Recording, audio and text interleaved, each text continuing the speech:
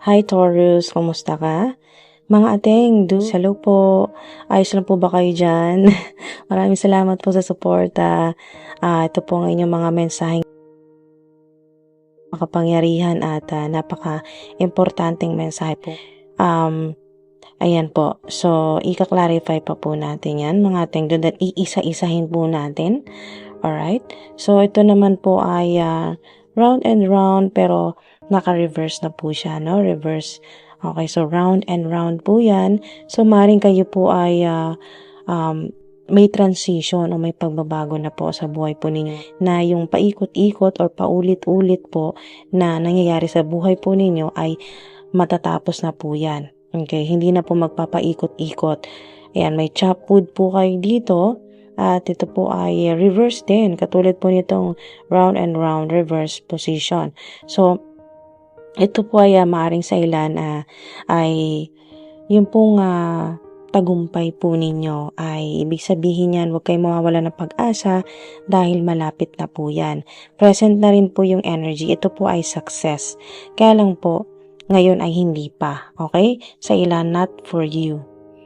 Kaya siguro reverse pa yung chapwood. Ito po kasi ay success sa career, sa trabaho, pero maaring sa ilan ay hindi pa ngayon, not for you.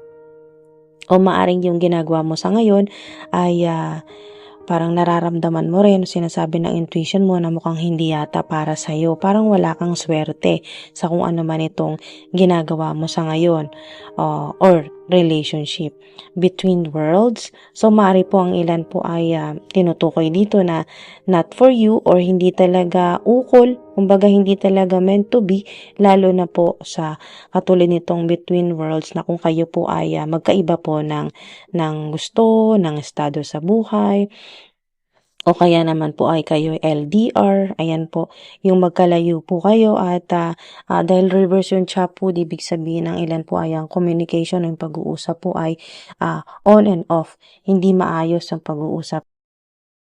So, kung kayo po ay LDR at lalo na hindi nag-uusap, ay mahirap po talaga yan. Diyan na po mag-uumpisa yung problema or chaos. Sa iba naman po, ito pong round and round na reverse, ibig sabihin karmic, maaring karmic cycle o karmic pattern o paulit-ulit po ito na conflict o negativity o problema po sa pera.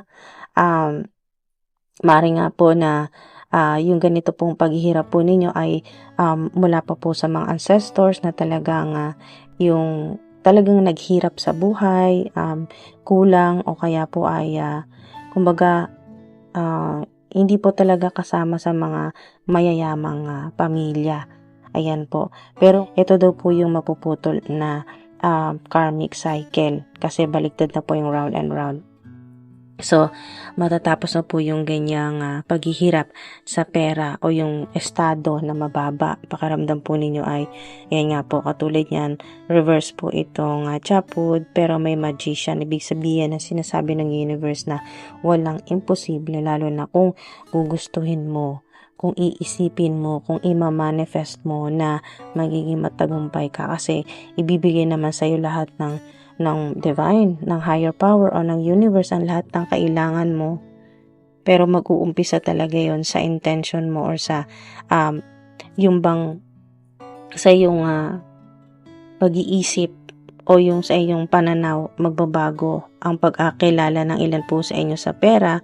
Katulad yan na parang iniisip po ng ilan na malas sa pera, kumbaga hindi swerte sa kung ano yung ginagawa mo sa ngayon, maliit ang kita, maliit ang income, o nauuwi lang din sa wala yung pinaghirapan at ang ilan ay hindi nakakaipon. So, maring may isip nyo na parang hindi yata para sa'yo or hindi, ito yon not for you, kung ano man itong ginagawa mo sa ngayon na yung bang nakaka-stress sa ilan.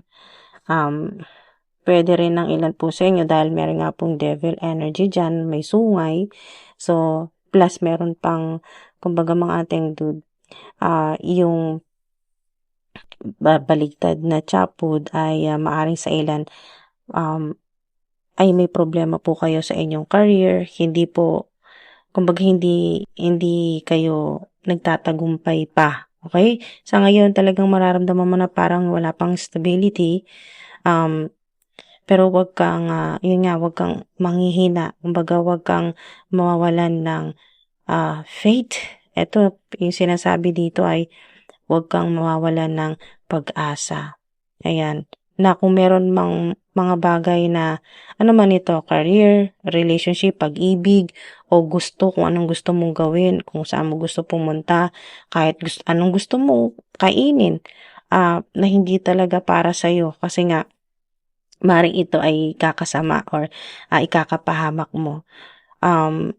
Maring may gusto-gusto kang kainin pero hindi nga pwede dahil makakasama sa diet mo or makakasama sa kalusugan. Depende po yan sa ilan. So mga ating dude, ano man itong sinasabi ng spirits na not for you ay yan, malungkot ka. Okay, malungkot ka. Kasi nga itong Ace of Wands ay parang wala kang interest sa ginagawa mo or walang motivation. At maring sa ilan naman po ay meron dito yung inheritance, parang hindi yata maibibigay sa iyo dahil parang hindi pantay ang tingin. Kumbaga, hindi magiging fair. O ano man itong problema, no, na may kinalaman sa mana or inheritance o sa pamilya, na parang pakiramdam mo ay itsapera ka, hindi ka kasama or hindi ka miyembro ng pamilya, hindi ka masaya. Sa ilan naman ay maaring ito ay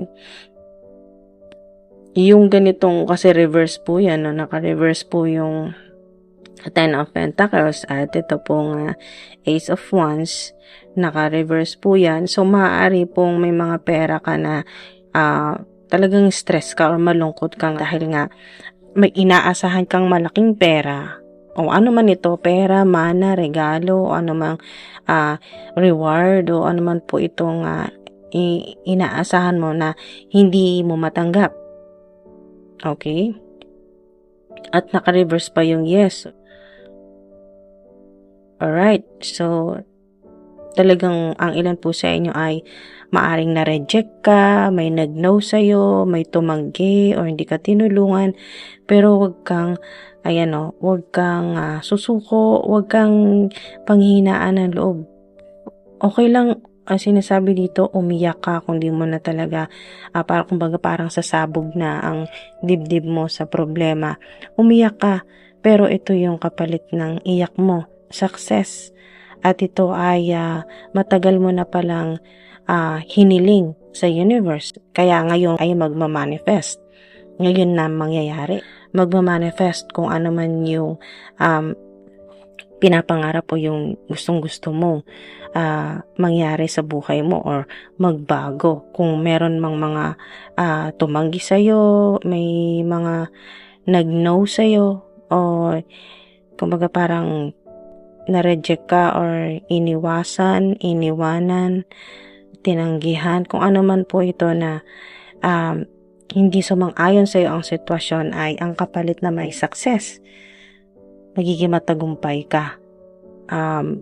Mahirap paniwalaan, pero yun nga yun ito po yung magician, yung energy niya ay fake it until you make it. Kumbaga, mga ating dude, isipin mo na kung gaano ka magiging sobrang saya pag naging matagumpay ka sa iyong trabaho, sa iyong ginagawa, o sa relationship,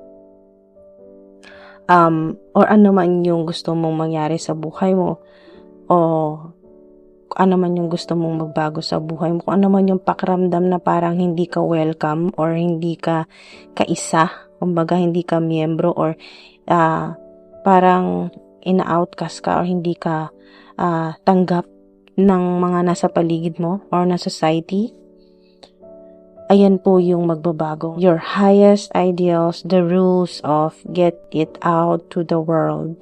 Yan, get it out to the world.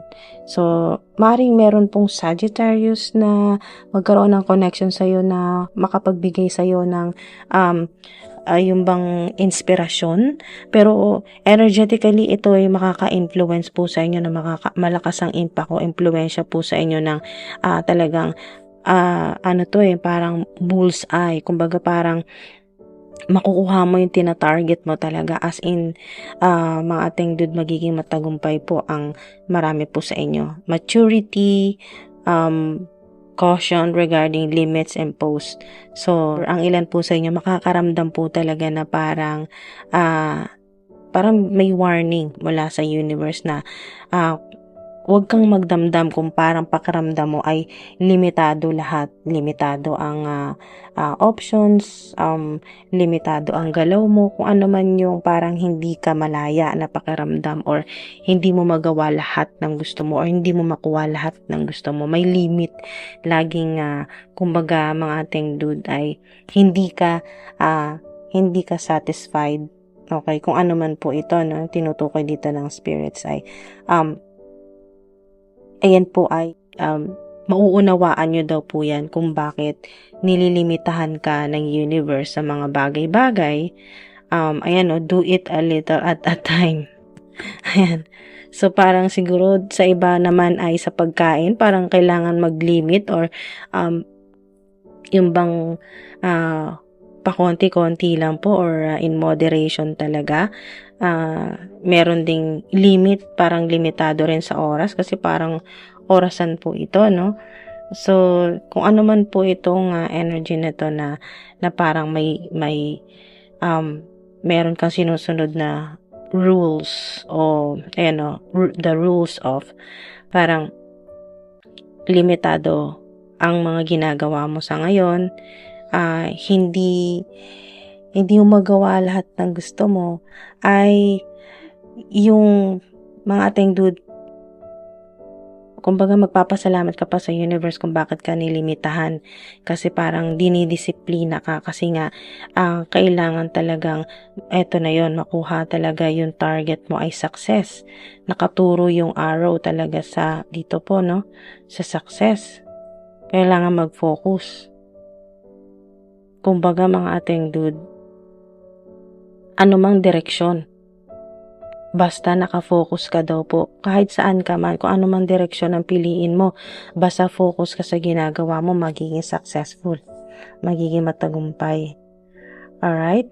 So, ayan, huwag kayong mawawalan ng pag-asa mga ating dude. Napakalinaw ng mensahe sa inyo na success, magiging matagumpay po kayo. Basta hinay-hinay lang po ngayon, no? Bawal lang extreme, in moderation, o do it a little at a time. Ayan po. May Eiffel Tower dito. So, mga ating dude, maaaring pong may ilan po sa inyo na pangarap nyo pong makapunta, makapag-selfie, or makasama po sa Eiffel Tower ang inyo pong minamahal. Meron din pong gitara. Alright? So, maaaring ang ilan po sa inyo ay music lover, o kaya po yung inyo pong trabaho ay related po sa music. Ayan po. So, umaring ka, magaling kang mag-play ng guitar. Meron din pong ito, ship's wheel. Ito po yung parang manobela po ito, no, sa barko. Ayan. Meron din ditong bubuyog. Alright? Bubuyog. At may star. Mga ating dude, tingnan nyo to, itong star at itong gitara, Eiffel Tower. Ang marami po sa inyo magiging popular po, no? Makakapunta kayo sa mga gusto po ninyong puntahan, ibang bansa. Okay? Magiging popular, magiging sikat, o talagang may kinalaman po sa travel ang inyo pong trabaho o career o negosyo. Success talaga ito mga ating dude. Yung star lang yung star pa lang mga ating dude, ito po ay simbolo po yan ng wishes coming true. Ayan, wish fulfillment, healing po ninyo, na magkakatotoo, kasi lalo na may magician po kayo dyan, no? May magician card. So talagang yung mga pangarap ninyo, pangarap na sumikat, kasi yung star ay maging sikat o makilala o public recognition po yan, o kayo po ay public influencer. Napakaganda po. Sign po yan na magiging matagumpay, makakapunta sa mga gusto po ninyong puntahan, magagawa po ninyo mga gusto po ninyo ng wala nang naglilimit. Kumbaga, ikaw na ang bahala. Ikaw na. Kumbaga, it's up to you na. Yan, mangyayari yan. Ayan po, disiplina. Kumbaga, dinidisiplina ka ng universe, ng higher power, ng divine, so to speak. Pinapasabi po yan na dinidisiplina ka lang. Kung nararamdaman mo na parang may limitations lahat at yung parang hindi ka pa malaya. Kasi may mga bagay na aalisin muna sa'yo. Kasi ito yung mga hindi para sa'yo, not for you. So, kung ano man ito, ay huwag kang panghinaan ng loob at huwag din magdaramdam, huwag magtatampo sa higher power, sa divine. Dahil nga, tinutulungan ka na makapag-focus at talagang malaman kung ano yung gusto mo, masigurado, at paunti-unti, do it a little at a time, na ginagawa mo yung nakakatulong. Napaka-importante ay serving, nakakatulong ka sa humanity. Ito yung, kumbaga, yung mission mo na binibigay sa'yo ng universe para magawa mo na lahat ng gusto mo nang wala ng limitation, success. Ayan na yun. Wow, napakaganda po niya. Kumbaga, hindi ka naman masyadong pinapahirapan dinidisiplina lang para hindi ka, kumbaga, hindi ka magpabaya, hindi ka malula sa fame or pagiging sobrang successful. At para maalala mo pa rin yung pinanggalingan mo. Ayan. So, kung saan ka nanggaling bago ka naging successful. Maraming salamat po mga ating dude sa mga tumapos po ng video na to. Mag-iingat po kayo palagi at stay connected po sa ating higher power, sa universe, sa divine source, kay God, sa mga angels, at huwag niyo pong pabayaan ang inyong sarili. Alagaan niyo po ang inyong sarili, ang inyong pong kalusugan, at patuloy pa rin po kayong mag-manifest mga ating dude. Wala pong imposible. Maraming salamat po. Ingat po kayo palagi. Bye po!